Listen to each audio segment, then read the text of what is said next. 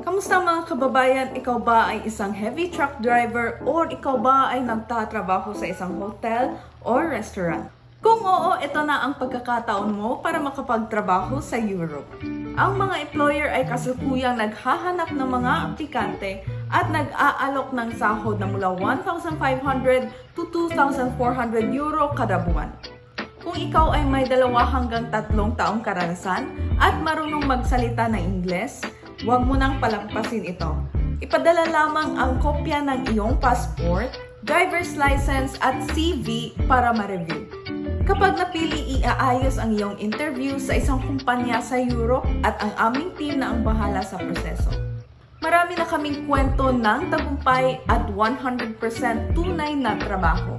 Para sa karagdagang impormasyon, makipag-ugnayan na sa JIO Worldwide sa WhatsApp ngayon. Ang iyong pangarap na trabaho sa Europe ay naghihintay na.